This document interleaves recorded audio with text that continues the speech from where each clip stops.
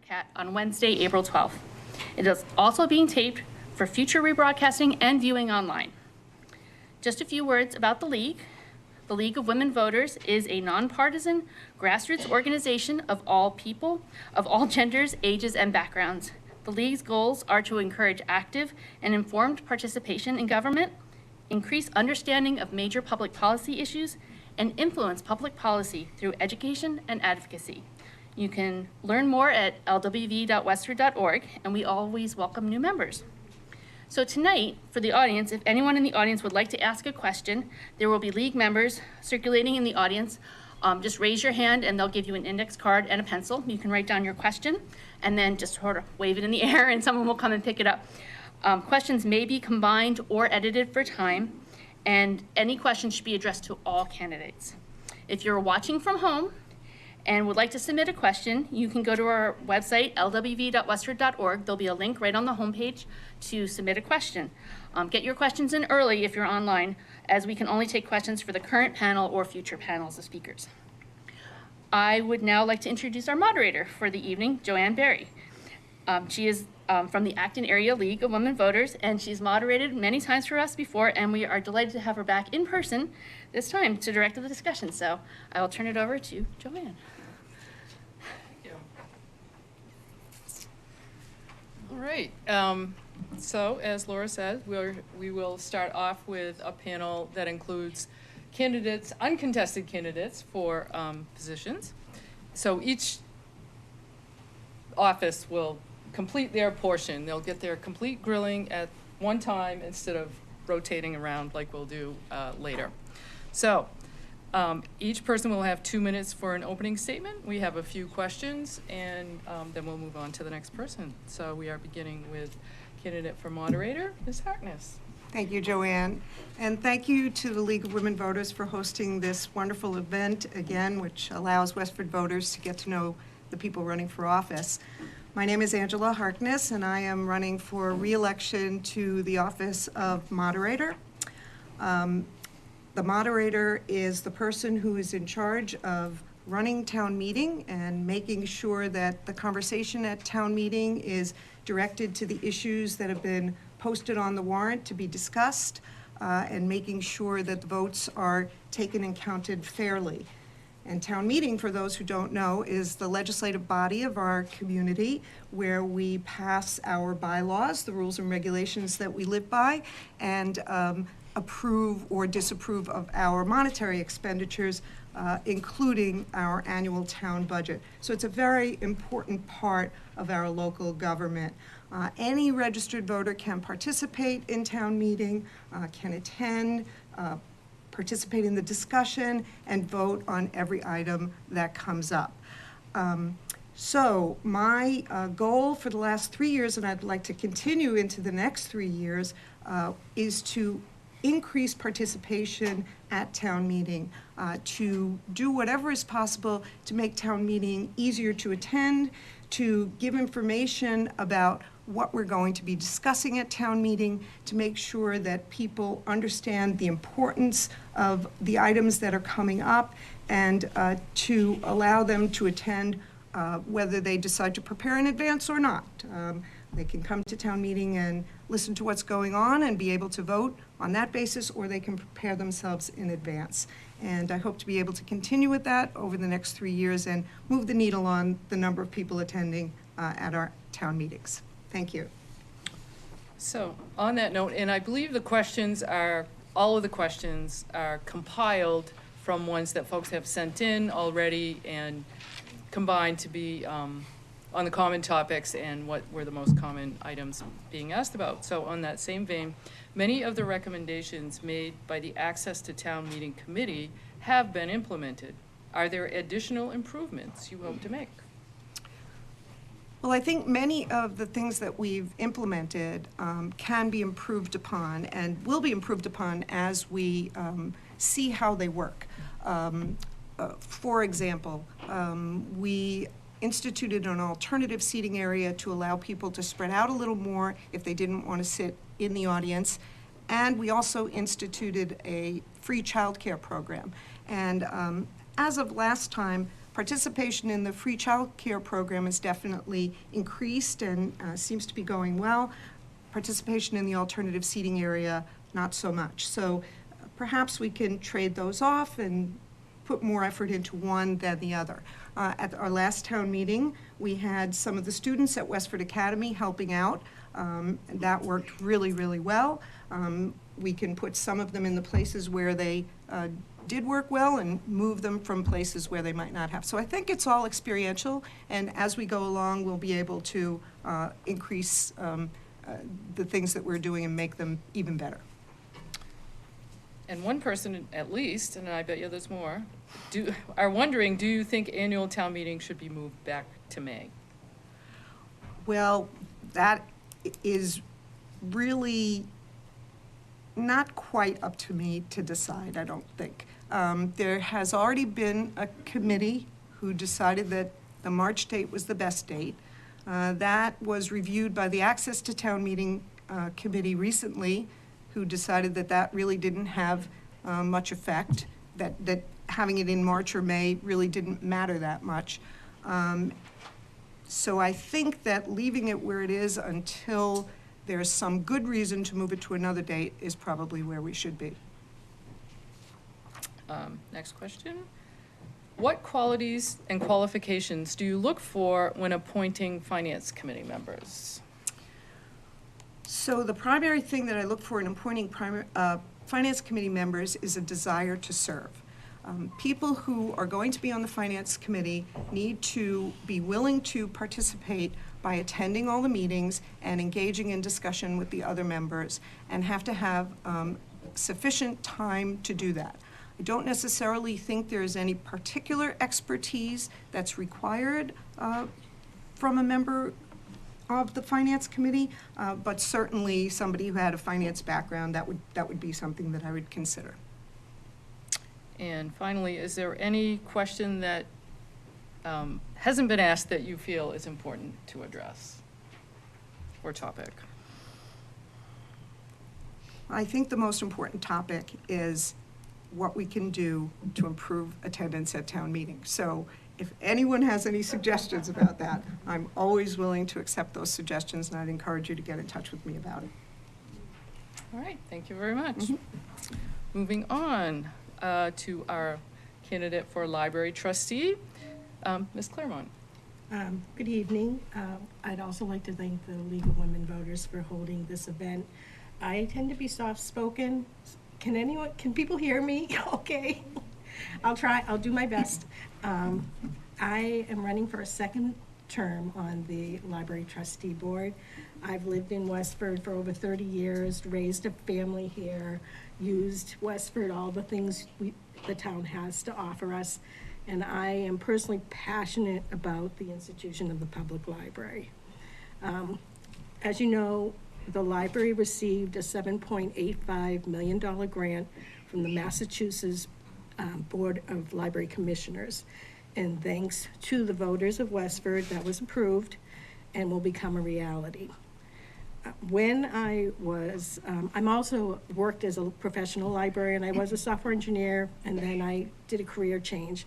I was the assistant director at the Boylston Public Library, and that library went through a fairly substantial renovation. So the building closed, we moved to a temporary location, and I think one of the highlights in my life was the day the library opens back up to the public. Was so exciting to see people come in and marvel at the changes, and I am very excited for Westford to have that day. Thank you. All right, first question. Attempts to ban books are growing nationwide.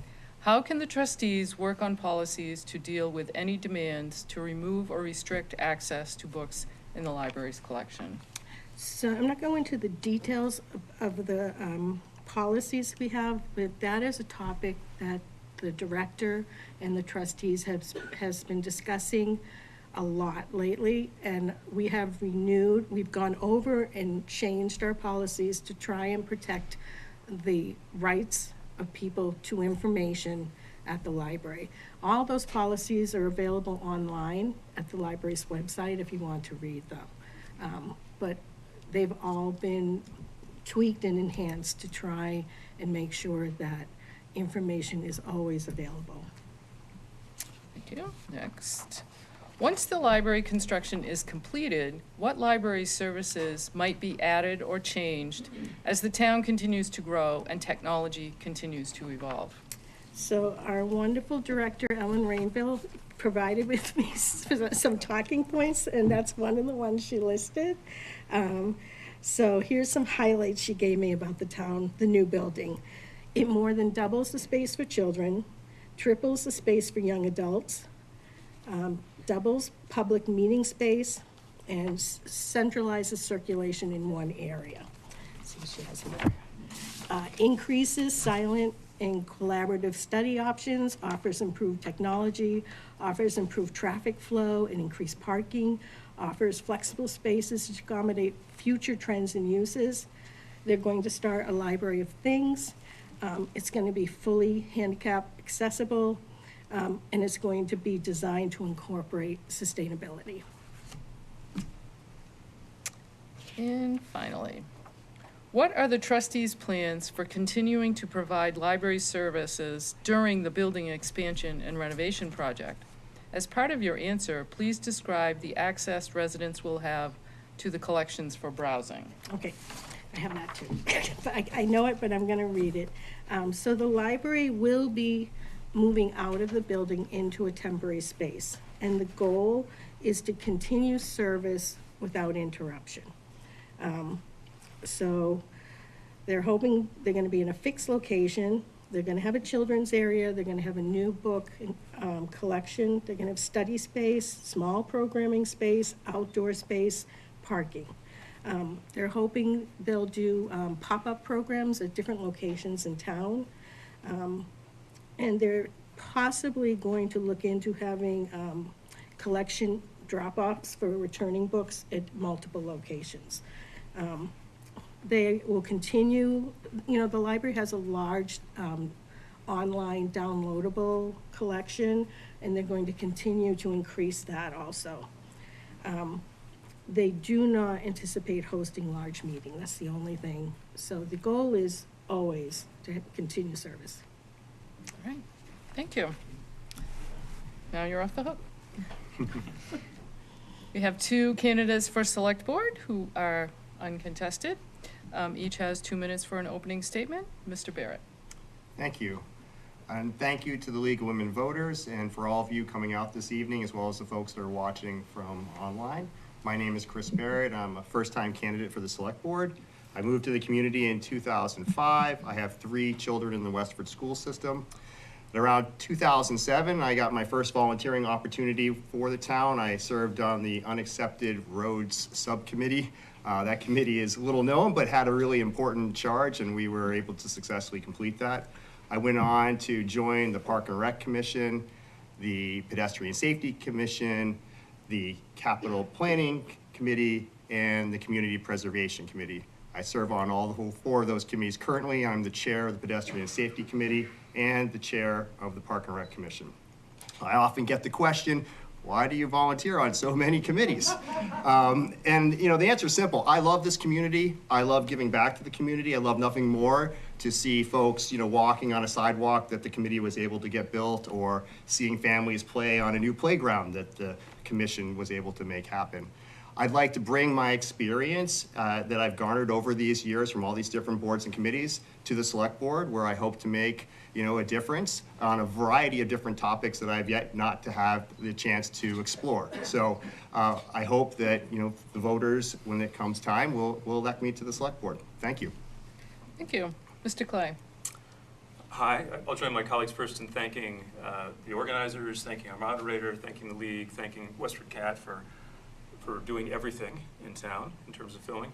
My name is Tom, and I'm running for re-election to the select board. Our family moved to Westford 21 years ago, and we've lived here ever since. All of our girls have gone through the school system, and we still have a sophomore at Westford Academy. As a much younger man, I was an Army Ranger, and then came to Boston for graduate school, and have since worked in technology companies by day and volunteered by night. I'm grateful to have been elected twice in Westford to the school committee, and this is my 3rd run for select board.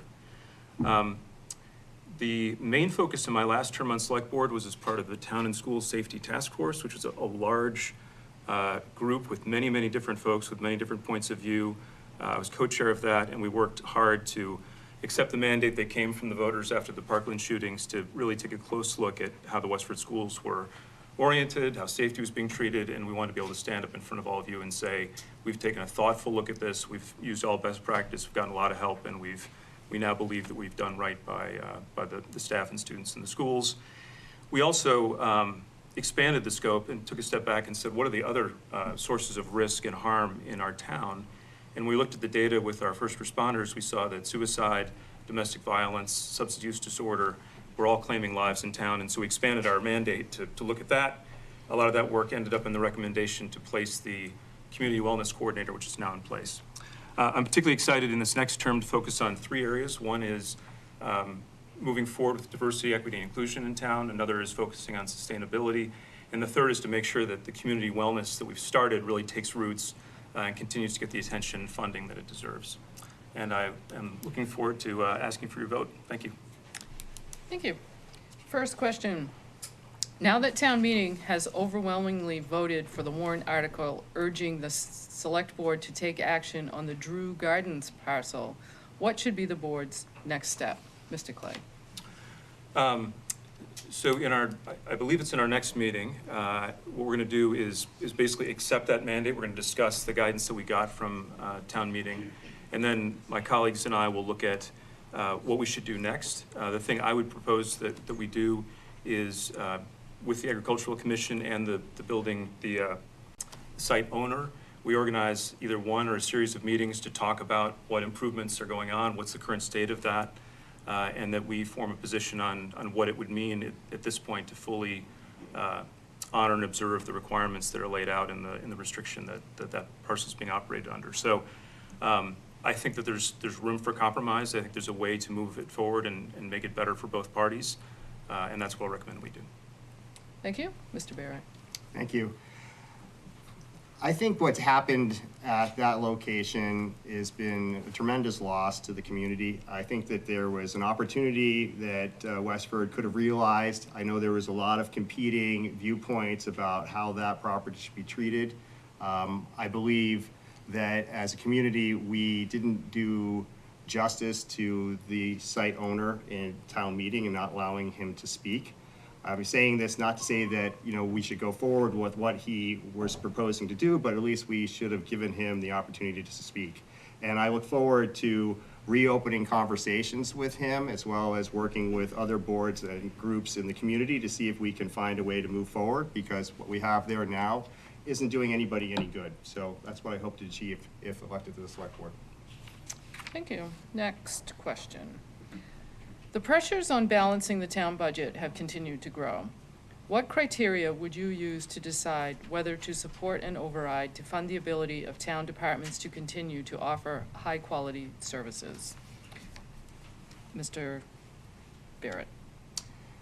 So this, I think, is going to be one of our #1 issues in the near future. Our budgets have always been balanced, but it's been tough to do that. I think that we do a great job in the community to do as much as possible with the funding that we have allowable. But I think most of us in this room probably know about the desire from school staff to see increased wages, particularly those that are in the aid category, that are really struggling to make ends meet with the amount of money that they're getting compensated with. Trying to find within a budget a way to, you know, meet those demands is going to be very, very challenging. And I think, you know, when we compete against other needs, whether it's, you know, building sidewalks or buying fire trucks, we have to balance things, and it's going to be a team approach. It's the select boards, the FinCom, it's the school committee coming together and working hard to try and find a solution to the budget problems we're going to see. Thank you. Mr. Clay. Yeah, just building on what Chris was saying. So the 3 committees Chris mentioned, the select board, school committee, finance committee, has elected to form a sort of a budget task force that's going to look carefully at what are the expenditures like, how does it compare with other towns like us, are there opportunities to be more efficient, are there additional revenue sources we can tap, there are other methods that people use to collect revenue in other communities, we can consider those, and then we'll need to come back with a recommendation that says, Westford community, here's sort of a menu of things we can do. Here's a way we can accomplish our goals of continuing to provide basic services and competitive pay to all staff. If we're doing that, here's some trade-offs we can make in terms of services. Here's some paths we can take, including an override. So I think it'll be the result of that committee that will make some recommendations. Then the boards will take positions. So that's the method that I think we'll use to decide, get all the information out there, educate everybody, and all together be able to make a decision on whether we want to pursue an override, pursue service cuts, or some other approach. Question from the audience. With the last comprehensive master plan being done in 2009, do you feel that an updated plan should be initiated? Mr. Clay. Yes, and we have gotten a number of community members who've asked for us to consider that. So the reason it's important is that there are a number of things that were right for the community in 2009 that may have changed. There's also some uses of some zoning of certain areas that sort of by tradition are used one way, but if we look at the way the town is today, probably should be designated another way. And so I think it is time for us to ask again, what's right for Westford? Are we comfortable with the path we've taken to develop in some areas and keep it the small town sort of community feel that we have in others? Are there things that we should clean up in terms of land use? And all those are things that would come into play during a comprehensive master plan review. Thank you. Mr. Barrett. I love this question. Thank you for asking it, whoever did so. I am a strong supporter of seeing us move forward with a new plan. Our previous one was, I think, 2009 or so, around there. And, for me, one of my passions is pedestrian safety. One of the recommendations from the 2009 master plan was to form a committee to look at pedestrian safety. Had that master plan not made that recommendation, we wouldn't have the miles of sidewalks that we have today. And we have multiple projects in the pipeline to continue that growth going forward. I was excited to see in the ARPA request funding that the town manager has put forth requests to do a strategic plan. I really think it's a valuable tool for Westford. I don't think it's one of those studies that goes and sits on a shelf. We've seen actionable results as a result of us doing that in these studies in the future, and I very much would enjoy seeing us do another one in the near future. All right, and this will be our final question. And I have moderated several forums in the area, and we'll be at Acton Town Meeting in a few weeks hence. This is a hot question. What is your position about firearm sellers in Westford? Mr. Clay. So if you saw the Westford Select Board meeting last night, this was the majority of our agenda. I think that the position we're going to land on is that there's a legitimate need from citizens who live in town that are lawful firearm owners that need to have them repaired. They need access to the tools they need to use them successfully. It's the opinion of sort of the planning board and the select board that we only really need a few sites to meet the needs of the community. I think we've heard loud and clear from the community that there's a lot of concern about this. And so the plan that we're pursuing includes a lot of offsets from schools, from daycare centers. We're trying to explore the wording for businesses that have a very similar profile to daycare centers. So you will see that proposal come first to the select board, then to the planning board. We're going to host a meeting. There'll be plenty of public comment on this, and then this will come before the voters in a special town meeting that we will schedule soon. So lots of discussion in town, lots of opportunities to participate, but yeah, it's my own feeling that we can meet the needs of our community with a very small number of sites. Thank you. Mr. Barrett. Thank you. I think the last thing that Westford needs is what Littleton had to go through with the proliferation of gun shops over in that community. So it's a great warning for us as a community to take note of and to do whatever is legally possible to address that issue.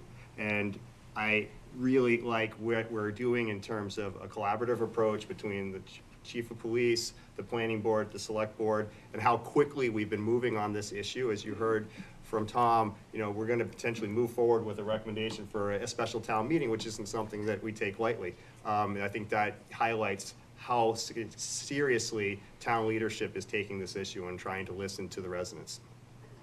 All right. Thank you very much. Thank you. Moving on to the candidate for planning board, Ms. Purtell. Good evening, everyone. Thank you to the League of Women Voters and to Westford Cat for giving me this opportunity to speak to you this evening. My name is Joni Croto, and I am running for the Planning Board seat vacated by Kate Hollister. A bit about why I am running. First and foremost, I have an inborn desire to help people and get great joy in giving to others, as demonstrated by my years on affordable housing, most recently on clean energy and sustainability, and I was part of that 2009 Master Plan Implementation Committee. Great. My husband and I purchased a home in Westford 36 years ago, the same home we live in today, and while neither of us grew up in Westford, Westford is truly our forever home, where our 2 children grew up. And because of that, I want to be part of keeping the town, the amazing town that it has been. I have been involved in town committees for several years, and I believe that with that experience, I have really learned how town government works. I believe I am well suited to serve on planning board, simply stated due to my education and my career. I am a registered professional civil engineer who retired from civil service after 40 years as the deputy in an organization that was responsible for operation, maintenance, design, construction of infrastructure and utilities at Hanscom. Those years of working for the Department of Defense has groomed me to be objective, to eliminate my personal emotion, to look at facts, to listen to the community, to listen to people around me regarding laws, rules, and regulations and conformance to those rules. Years of developing management and negotiation skills has served me well in my career, and I believe will help me with this. Planning board ensures conformance with rules and bylaws. It is important to be devoid of emotions. Of course, there will be areas where negotiation is critical, and my federal career and contract management experience has groomed me to negotiate reasonably and fairly to ensure the best outcome while meeting the objectives of the community. In summary, I believe I can truly serve and help Westford in its quest to continue to grow responsibly and maintain its quaint small-town roots. For those reasons, I ask for your vote. Thank you. First question. Now that the planning board is meeting in person, do you support the board adopting technology that would enable residents to remotely watch the meeting and participate when appropriate, as both the school committee and select board do now, and not just watch passively on Westford Cat? Oh, absolutely. I would highly, highly encourage as much participation from the community as possible. And I think with the technology we have today, we should be using it to the fullest extent. Next, do you think the zoning bylaws should be amended to restrict firearms dealers in town? If so, what should those restrictions be? Okay. I personally believe that zoning bylaws have to be looked at. I know that when we did master plan implementation, we were concerned about a lot of zoning bylaws. Property owners do have a right by law to do what they would like with their property within the rules and regulations and the zoning laws. I would want to do a lot more research on this topic. I would want to review all of the bylaws that apply. I would want to hear the opinion of the community. And after evaluating all of those facts, then I would want to work with my colleagues on the planning board to get the best resolution for the community. Thank you. And finally, even though Westford now exceeds the state-required minimum of 10% of our housing being classified as affordable, do you think the town has adequate affordable housing? If not, what can the planning board do to encourage the building of additional affordable housing? Okay, as the chair of affordable housing, I am actually a huge proponent, obviously, of affordable housing. Yes, we meet our 10%. Yes, we've worked really hard.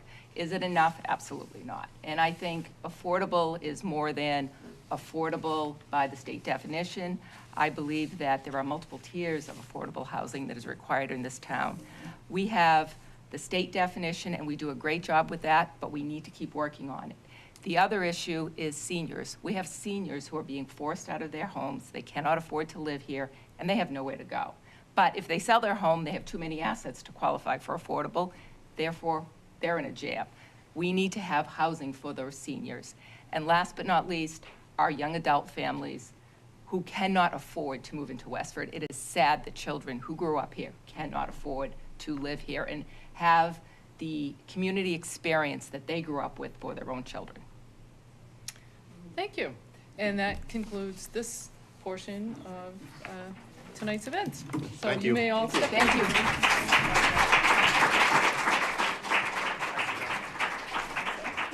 Thank you. And as they step down, if the candidates for Board of Health could come ahead up.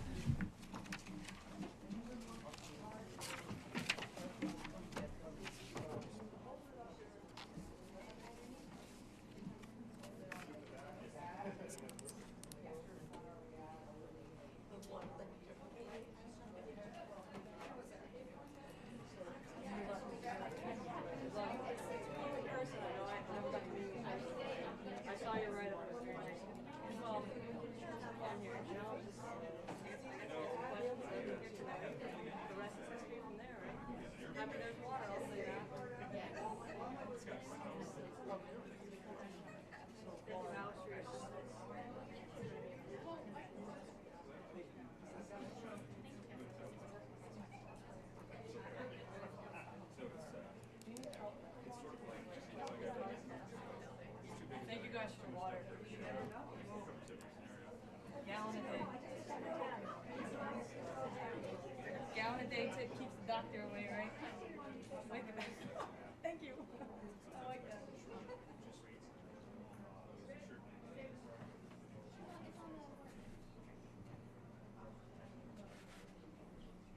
All righty. Moving on to our candidates for the Board of Health. Each person will have a 2-minute opening statement. We'll have a series of questions, same as before, except you'll get more of them, and then you'll have a chance to have I think it's a 2-minute close. So, Ms. Hughes, go ahead with your opening statement. Thank you. My name is Megan Hughes, and I'm going to be running for the Board of Health. This is my first time running for the position and serving, and the opportunity to serve my community. I moved to Westford in 2015 with my family. I have 3 kids, all in the Westford school systems. I have a bachelor's of science in nursing. I work at the Lowell Community Health Center and the Chelmsford schools. I had an opportunity as a kid to grow up in a developing country, and so I've seen firsthand the impact of not having public health and how it can impact individuals and, like I said, the community. So I'm passionate about it, and it would be an honor to serve my community. Thank you. Thank you. Ms. Rasolowski. Good evening, everyone. Thank you guys for coming here tonight. Thank you to the League of Women Voters for all the work that you guys put into orchestrating this event. And Westford Cat, thank you guys for filming. And for those of you watching at home, thanks for spending a Wednesday night watching us. So again, my name is Alicia Rasolowski. I am a native of overseas, but I was actually adopted and have lived in Westford, Massachusetts for 25 years of my life. So I do consider this my community home. I'm running for the Board of Health position, and there's kind of a lot about me that kind of screams health. I work in a health field. I'm a high school physical education teacher and tennis coach. So I work around kids. I actually have worked in the Westford public schools. I've worked in all K elementary to middle school and high school. I have a passion for being active. I play a lot of sports, mainly pickleball I've kind of picked up recently. So if you've ever been to the Millworks, they have a great program there. I've actually met a lot of really cool people from Westford at Millworks. So community involvement there. I have an undergraduate degree in kinesiology with a focus on elementary and secondary physical education and health. So I'm certified to teach all those things. I have a master's degree in kinesiology with a focus on exercise physiology. So I love learning and I love knowledge and I love sharing my knowledge. And I feel like my passion for this position really stems for my love for children, my love for sharing what I have with them, but also kind of sharing what I have with the community that I've lived in for 25 years. So my hope is that you guys can see my passion and kind of assess that and vote for me when the vote comes on May 2nd. Thank you. First question, do you think climate change is a threat to public health? If so, what should the Board of Health do to educate and encourage residents, businesses, and the town itself to take steps to address the issue? Ms. Raslowski. It's a great question. Climate change. So I will not answer a question if I do not know the fullest extent of my understanding, but what I will explain is the importance, at least at this time, to get outside and be active, regardless of, the climate change, which is a very sensitive topic, I know, for a lot of people, and it's a well-discussed issue. However, I do not have a lot of knowledge in that area, simply because that's not typically my background. However, I am a quick learner, and I do pick up on things very quickly. So I'm sure if that was an issue that needed to be addressed in the Board of Health, I could work alongside of the current members that are a part of that organization. So I do apologize for my lack of information on that topic. However, I can learn. So thank you. Thank you. Ms. Hughes. So yeah, I would say that it does impact public health. I would not pretend similarly to say that with my background in nursing that I'm an expert in environmental science, but I think that some things that we're doing currently are just with testing water and stuff, making sure that the water access is clean, and I think that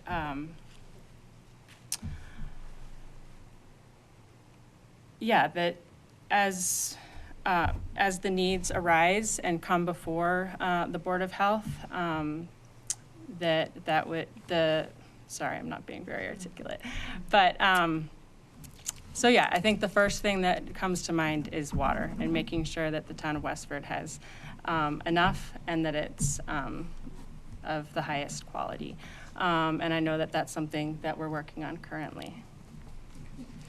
Handily, in the next question, what can and should the Board of Health and Health Department do to educate residents about PFAS in relation to public water supplies and private drinking water wells?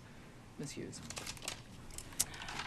So yeah, I think first we need to collect all the information that we can, as well as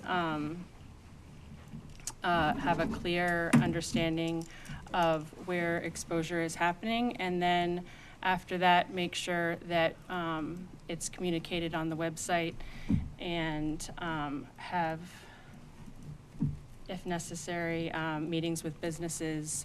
Thankfully, the Department of Public Health, I think, works daily to make sure that they're in communication with businesses so that they're up to date. Thank you. Ms. Raslowski. So similarly to what you said, kind of gaining information and research from reputable places, it's definitely important when you're dealing with an important issue like this to have an understanding of the facts as they are. So it's very important to get reputable information, do your own research. So as someone that would be on a board, being able to find knowledge that's pertaining to these issues, and relaying information from the Department of Health, but also the town areas as well. Again, this is an issue that I'm not terribly familiar with, and it probably is quite obvious. However, this is one of those things similar to research and exercise physiology. My dissertation was 100 pages, and I got an A+ on it. So it's one of those things where even though I don't have extensive knowledge in this area, there's definitely some benefit that I could give, even though this is not an area of expertise, something I can pick up and learn quickly. Thank you. Thank you. Next, please name 2 priority goals and the timeline you think the Board of Health should set on those goals. Ms. Raslowski. So probably my number 1 priority goal is in the area of mental health and caring for not only the youth individuals that we have in our town through the public schools, but also taking care of the population that I see in front of me. So middle-aged, elderly, because I know that COVID-19 really had a damaging impact on everybody, no matter how old they were. And so I think having access to even more mental health resources would be beneficial. And I know that the Board of Health already issues, mindfulness segments, yoga segments, which I think is amazing because I teach that in my high school curriculum. I think access to it is great, but also sending that information out.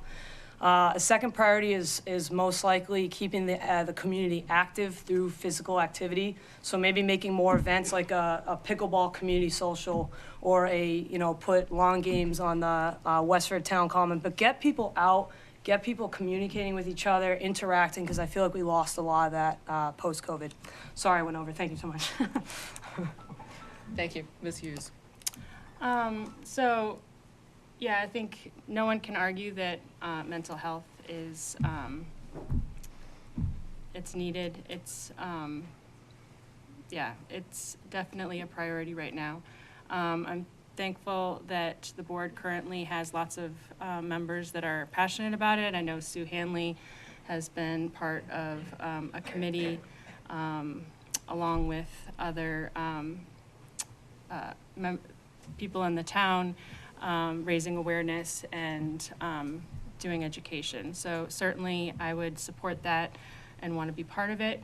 The other thing that I would say I'm passionate about is equal access to quality health care. And so with that just comes education.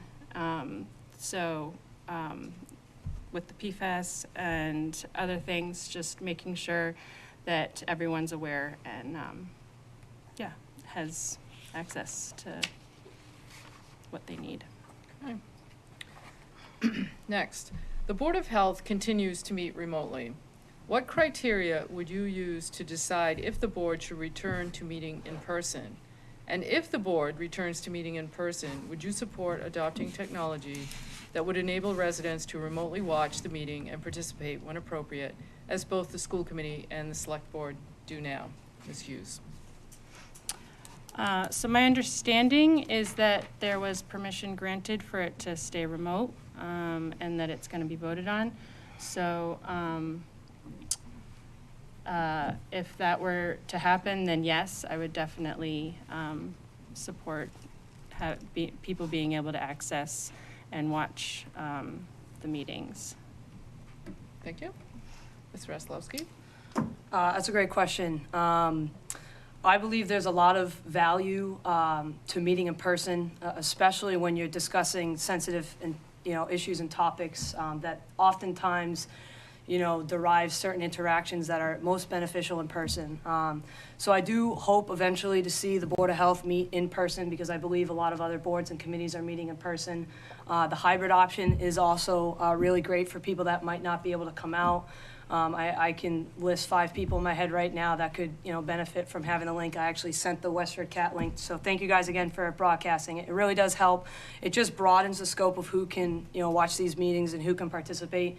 But I think the bulk of the meetings should be done in person, because I think that's the valuable communication you're going to gather there. But I would 100% support hybrid meetings as well. And I definitely do think that in-person meetings is where we should be headed at this point. Thank you. Next, do you believe that face masks, I'm going to start over. Do you believe that face mask requirements in public places are a reasonable measure to request to prevent the spread of a deadly virus during a pandemic? Ms. Raslowski.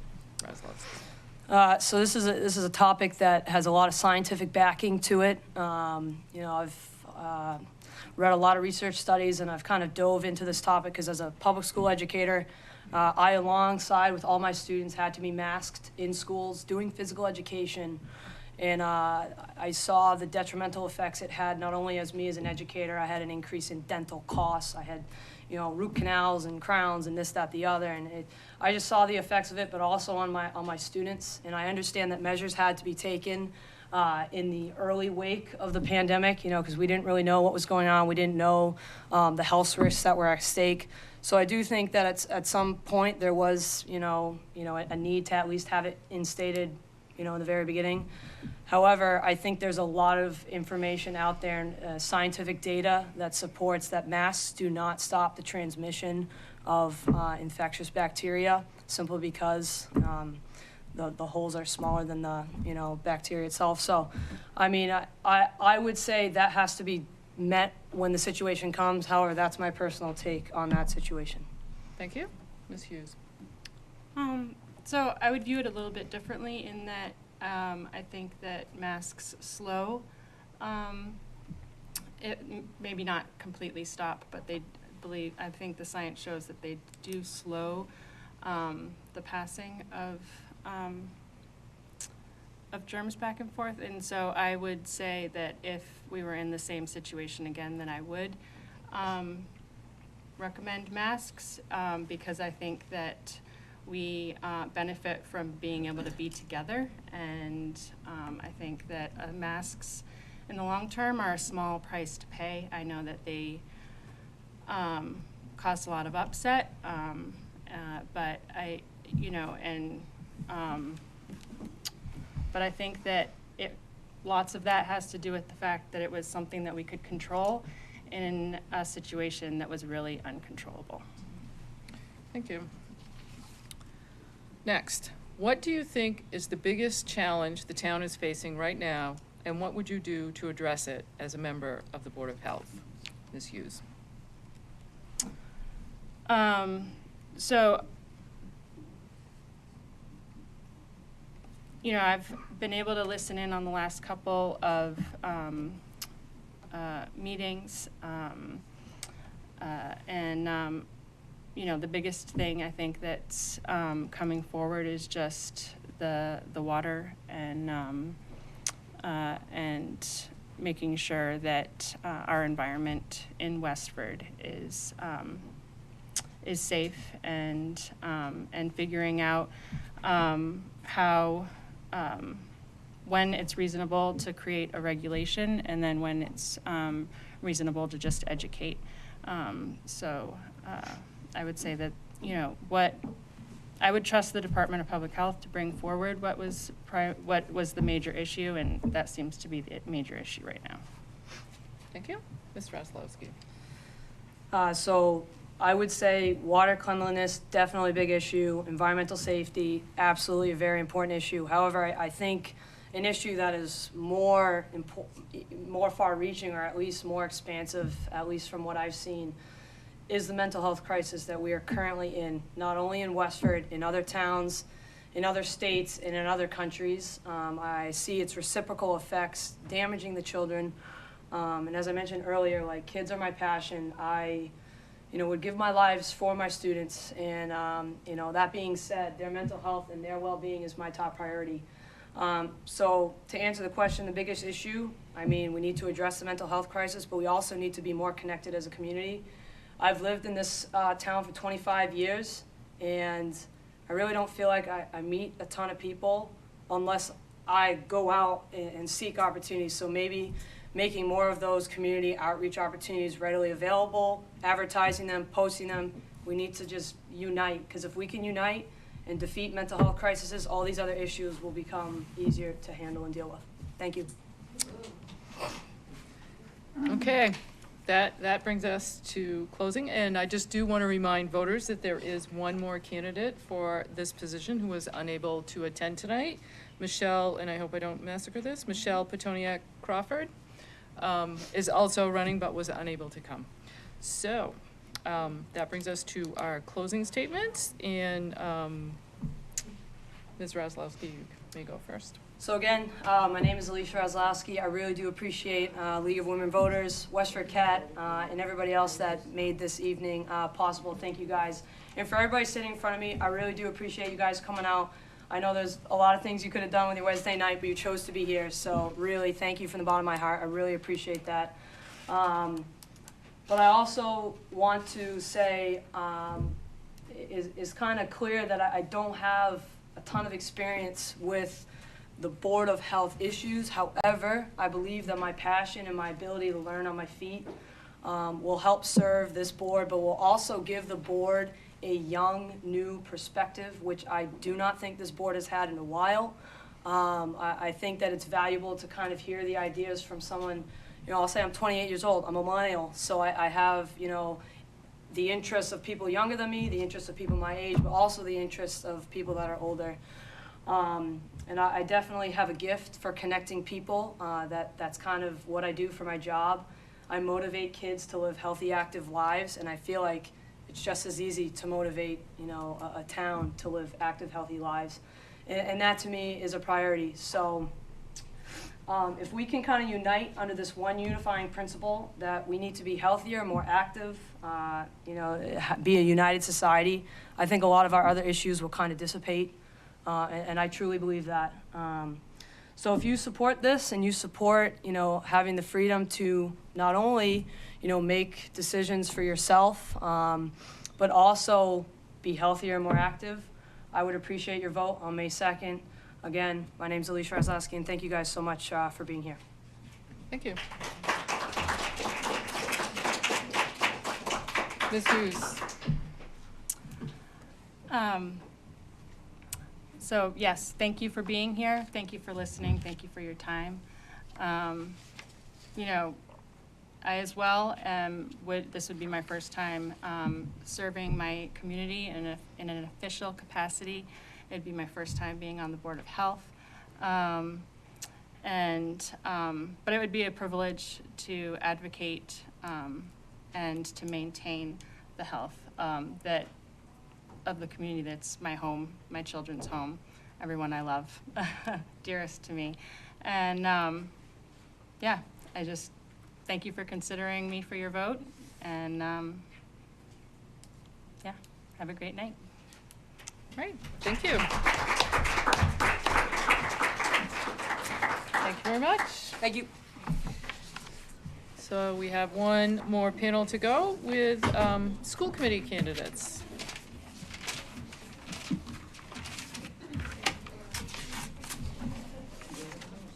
I don't think this pen is working. I don't know if this pen is working, but I got the other one to work. This one.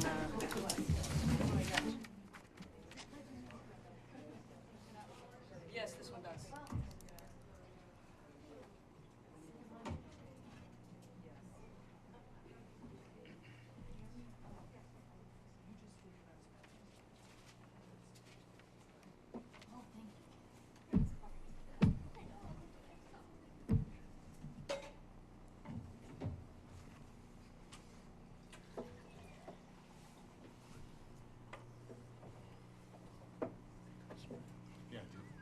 Spread out.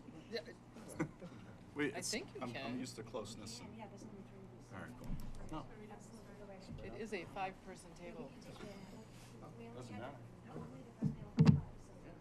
No, it's fine. I'm used to closeness as a special educator.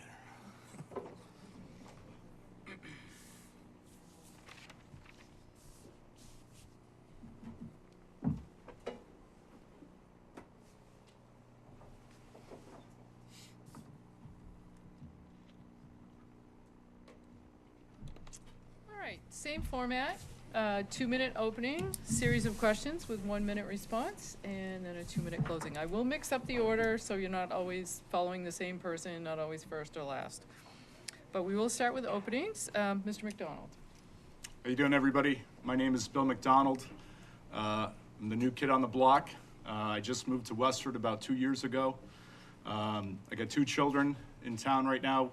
My daughter is a kindergartner at Nabnasset. My son is in the Frost preschool. I'm a Westford youth soccer coach. I am a school principal right now in Wakefield, Massachusetts, a special education principal, the local collaborative, SEAM, if you know Valley or Crest in the local area. I've got a bachelor's from Harvard College in biology education. I have a master's in special education from Salem State, and I have an ed specialist degree from UMass Lowell in K-12 planning policy administration. I grew up in Hamilton Wenham on the North Shore, a small community about half the size of Westford, but a lot of the same ideals and values here. I was involved in scouting, in the church, athletics, community service, and it was in that time that I developed my engagement, commitment, and compassion for town endeavors, and For the last 15 years, I've been an aide, an educator, and now an administrator for 4 years. And in an interesting time frame, when I became an interim in 2019, just before COVID. And certainly the pandemic has changed a lot of things for our lives, but also in education. Schools are community hubs, and I'm gonna be here for a long time. And I don't see any better time than now to get involved and participate in town matters. I've got a lot to learn, but I'm looking forward to learning. I want to be a sponge and just take in the town and involve myself, and I'm here to stay. So thank you, Westford League of Women Voters, for hosting me. Thank you for everybody online and in person tonight. Thank you. Ms. O'Connell? Hi, my name's Megan O'Connell. I'm candidate for the school committee. I've lived here in Westford for 5 years now. I have a biomedical engineering degree, bachelor's degree. And I work for a small clinical stage biotech in the local area. So how does that qualify me for running for school committee? Well, that in itself does not. But I do have 6 children in the school district here, from a senior in high school down to 4th grade. And prior to moving to Westford, my spouse and I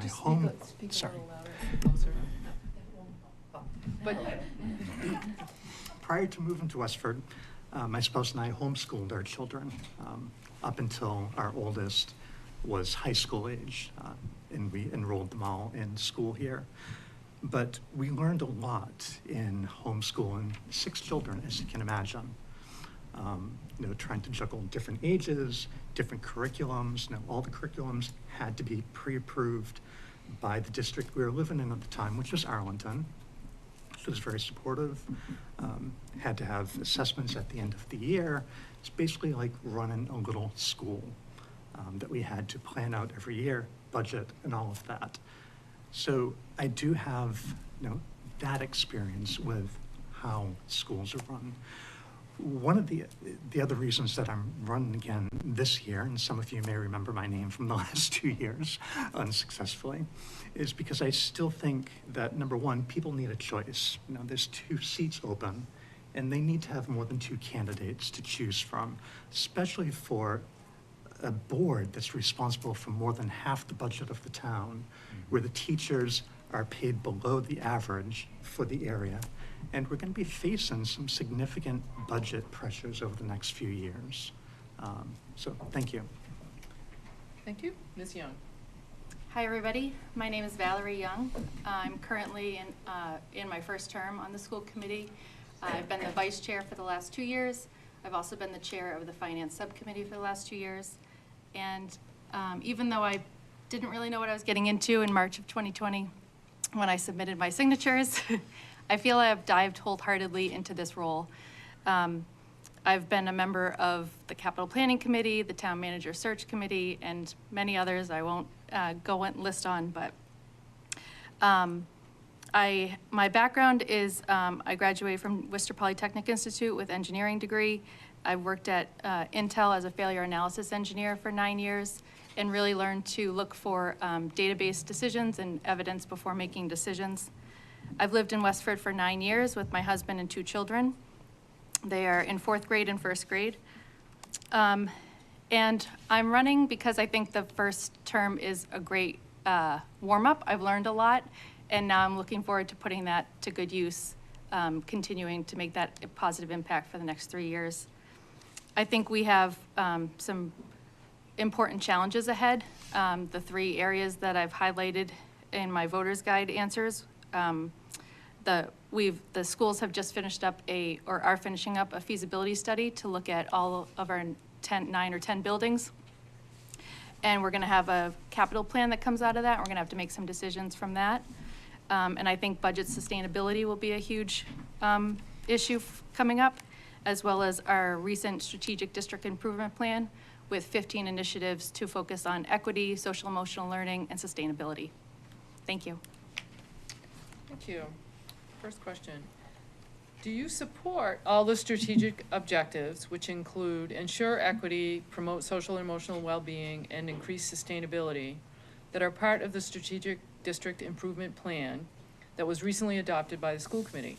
Are there any additional objectives or initiatives you would like to have included in the plan? Ms. O'Connell. First of all, I do support those initiatives. I was actually part of the group last summer that started that process with the superintendent and a number of other people. I was honored to be part of that.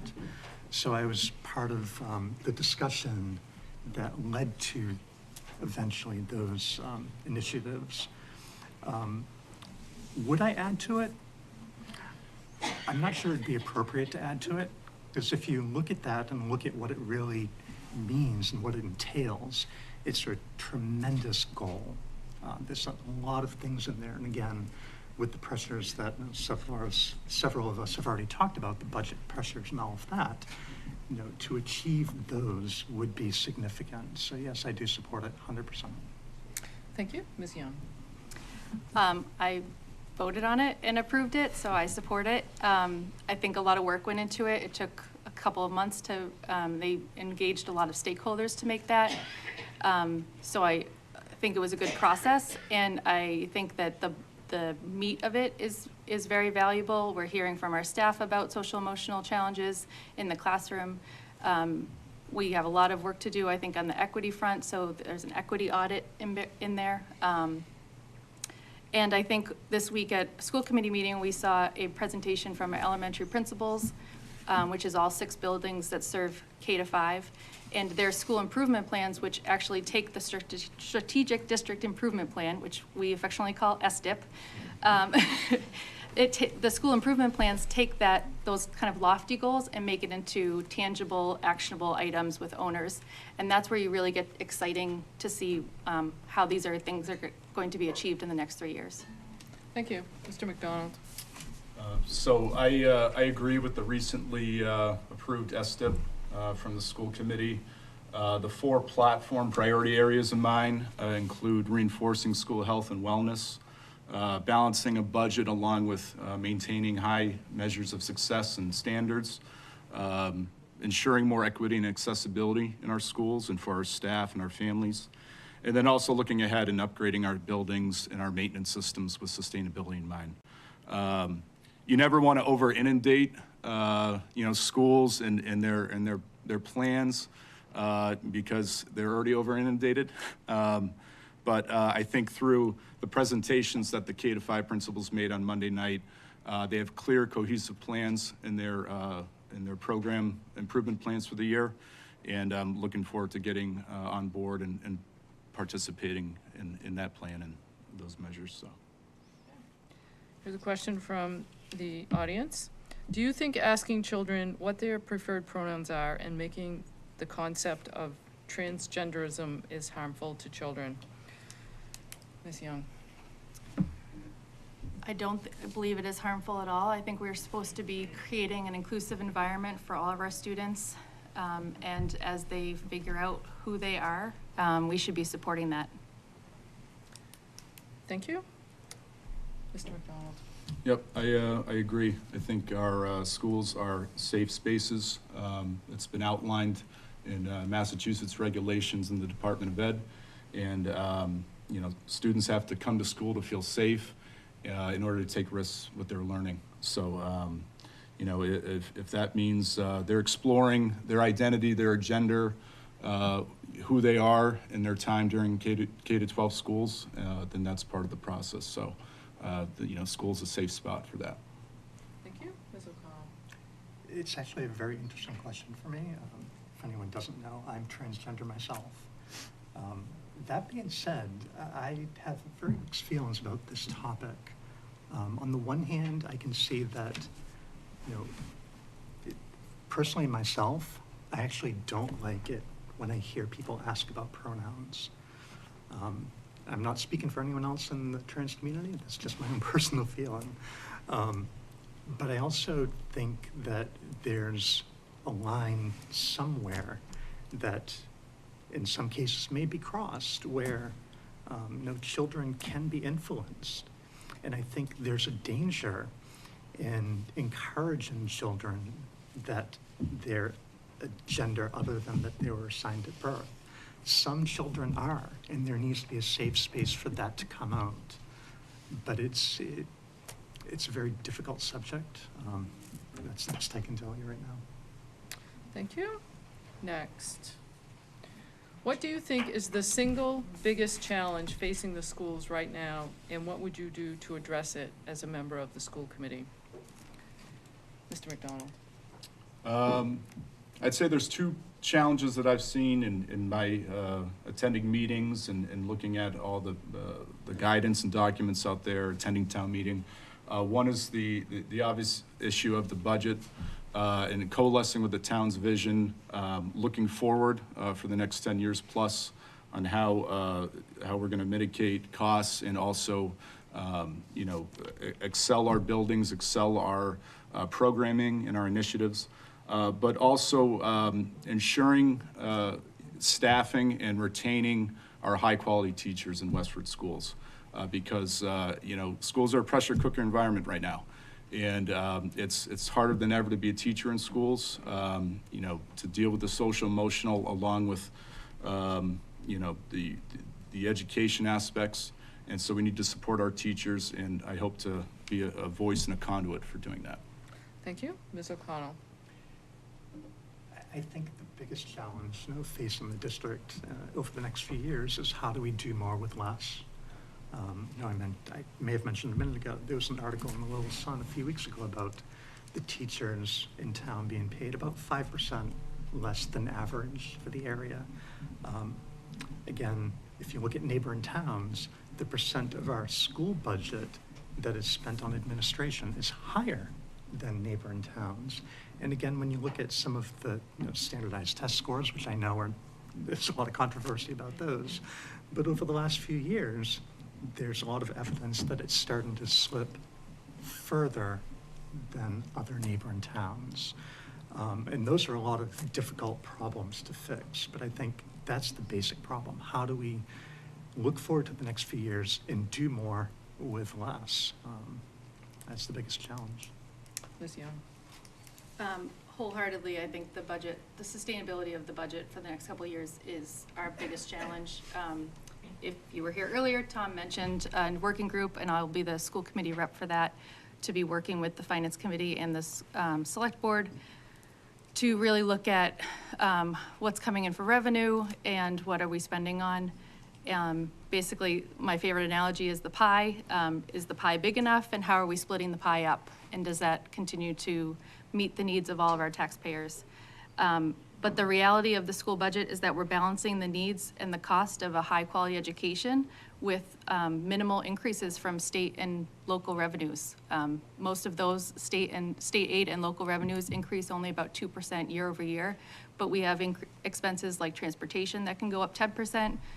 The town health insurance can go up double-digit %.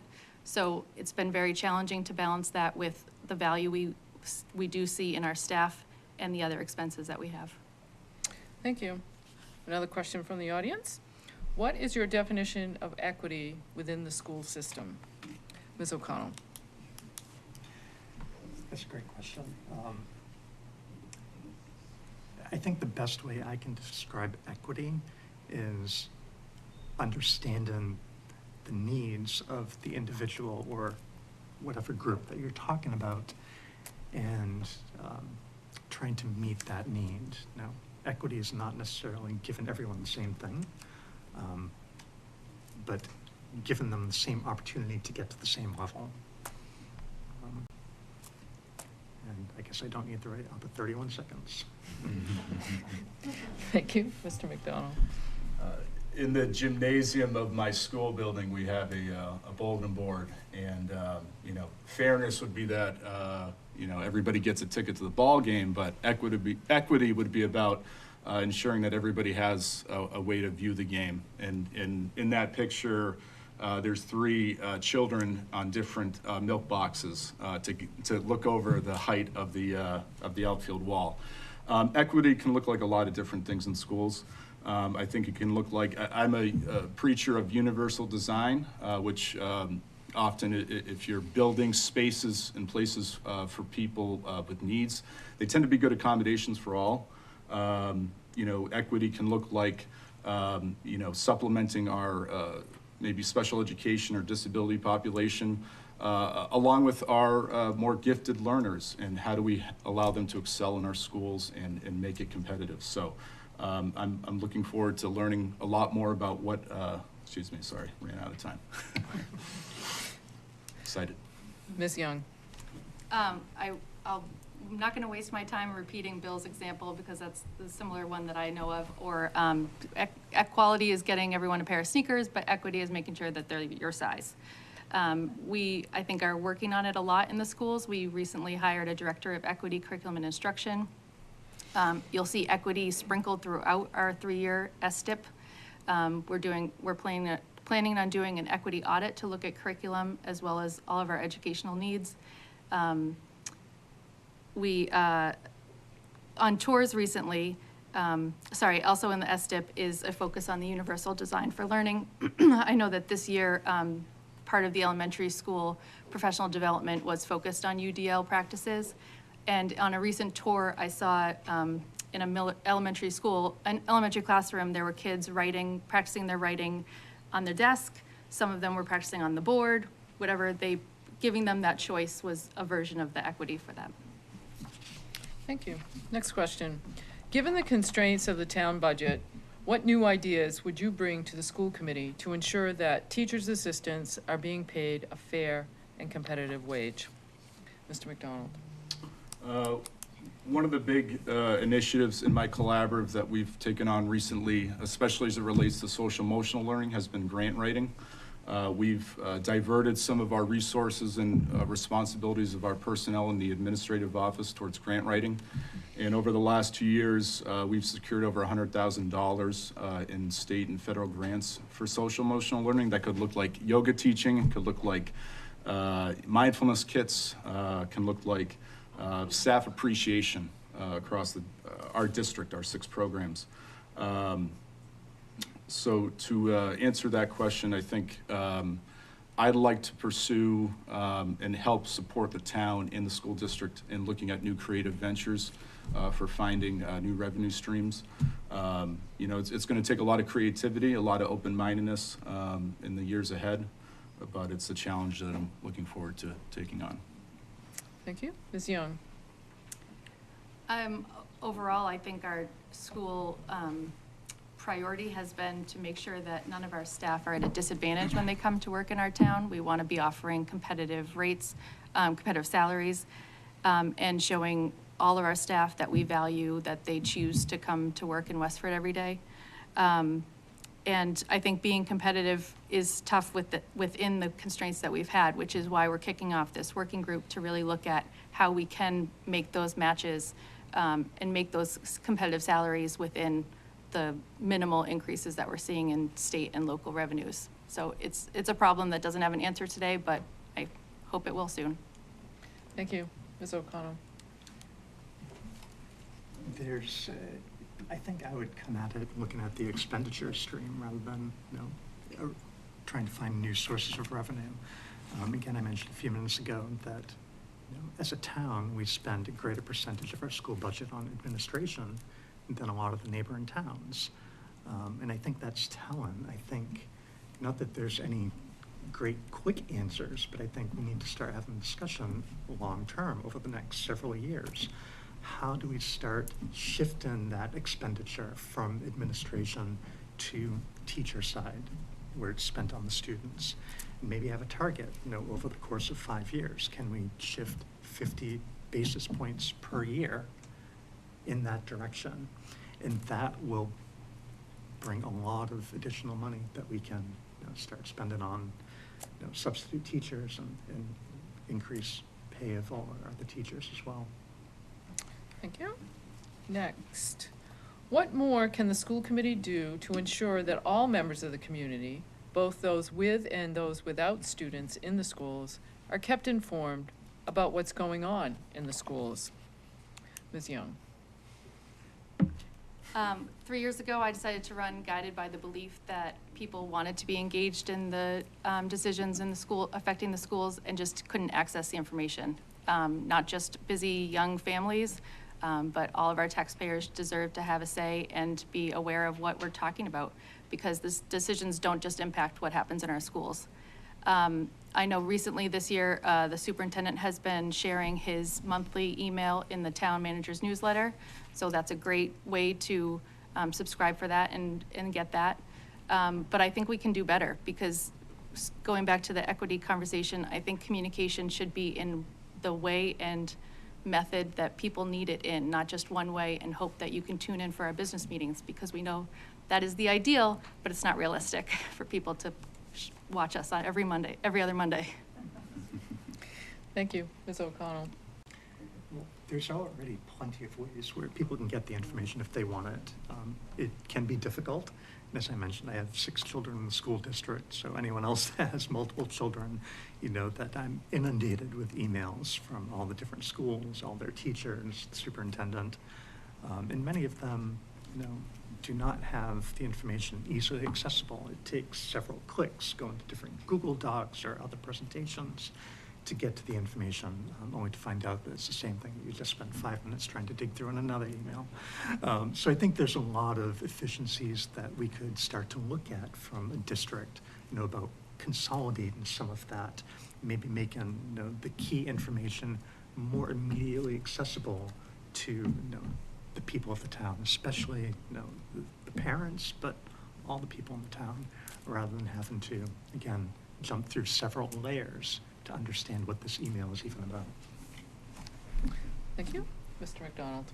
I'm going to echo what Megan and Valerie said. You know, it's terrific to get the weekly emails from the principals, Mrs. Grimm's blog post for my daughter Charlotte, Dr. Chu's emails. You know, I'm also following Valerie's lead here, who, you know, she puts transparency and honesty out there in the forefront when it comes to school committee matters. So to me, it's about engaging, especially young families right now in these discussions, bringing them to the table, bringing them to the community. You know, we all lead busy lives. Sometimes it's, you know, you're in one door, you're out the other, you're out to practices and various activities, but how do we consolidate the information from a district level, from a program level, that's, you know, consolidated down for parents and for families that they can take away and then participate in town government and town matters. Okay. In an environment of constrained resources, how can the school committee encourage maintaining quality of education for the majority of our students, even while dealing with both the legal requirements and advocates for those on the margins? Ms. O'Connell. Can you repeat the question? Sure, yeah, I think that was a little, Big one. okay. It was like a run-on sentence, right? In an environment of constrained resources, how can the school committee encourage maintaining quality of education for the majority of our students while dealing with the legal requirements, and I think it's advocating for those, quote, on the margins? I hope that makes sense as a question. Ms. O'Connell. I think it makes sense as a question. It's a very difficult question to answer in 1 minute. But the issue of legal constraints is obviously critical, because there are a lot of legal constraints that the school committee and the administration has to work under. I think one thing that the school committee can consider is, you know, in the situation where legal constraints are significant, you know, perhaps working with other school districts, and if there's, you know, consensus that this is a huge constraint for a number of people, you know, maybe we can start looking at on the state level or whatever appropriate level to adjust that. Constraints, yes, they're important, but they're not, you know, unchangeable. They may be very difficult to change, but they're not unchangeable. Thank you. Ms. Young. I wonder if the question is talking about the cost of educating our special education students, which I hope is not really the intent, because every student that shows up at our door deserves a least restrictive education. And I think that the work we're doing for equity and universal design for learning is going to help, because any efforts you make in an inclusive learning environment will benefit all learners in the room. I'm just going to stop there. Okay, Sorry. Mr. McDonald. This is a particular area of interest to mine because I am a collaborative principal. I sit almost daily on team meetings. There could be annual IEP meetings, there could be 3-year reevaluation meetings, progress meetings, transition meetings. It takes a village. It takes partners, it takes experts, it takes bringing people, in everybody's interests to the table and talking about it wholeheartedly. So this is a particular area of concern for me, not only in special education, but just for every student in the district. How are we serving them? How are we utilizing the expertise in this community and our partners towards better outcomes for all? So. Okay, and this will be the final question before closing. Do you think parents should have more control over what books their children have access to in the school libraries and in classrooms? Ms. Young.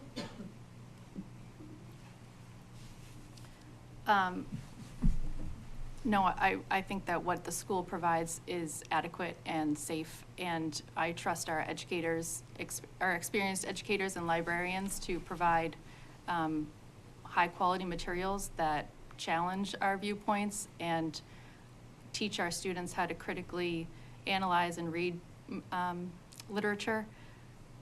And yeah, I trust the staff to do that, and I think that we are gearing towards our materials to be doors and windows for our students, and to represent all the diverse students that we have. Thank you. Mr. McDonald. Yep, I agree with Valerie. I think the regulations put forth by the Commonwealth of Massachusetts and the Department of Education, the partnerships that happen between curriculum and instruction coordinators, between school districts, the resources that the district builds over time, and that takes many, many years, I think have been vetted. I think they've been they've been poured through, and one of the tenets that Westford Schools highlights is critical thinking. And you can't do that with one source of information or a few sources. You have to do that with an open mind, and you have to do that over a number of years. And I think this district, one of the reasons I moved here was for this high quality programming and the high quality resources that our students use. So I would agree with Valerie's assessment as well. Thank you. Ms. O'Connell. I would agree as well. I don't think parents should be able to block a book from being used in schools. That being said, I think there should be transparency into what is being used, so that parents have the opportunity to see and understand every book that's being used. That's what I would say. Okay. Before we go to closing, I would just like to thank all of the candidates for stepping out and putting yourself out there and running and participating tonight. And to remember to go vote. And we're only taking questions in writing. I submitted a question you didn't ask. I didn't get it, so I asked all the questions that I received. The question was not consolidated. It wasn't asked. We have time for one more? We will move into closing statements. There are always more questions than there are time to answer. So I encourage you to ask directly. Yep. I'm sure these folks have emails and websites as well, and they might have some time afterwards to chat. So I would encourage that anyway, and in this case especially so.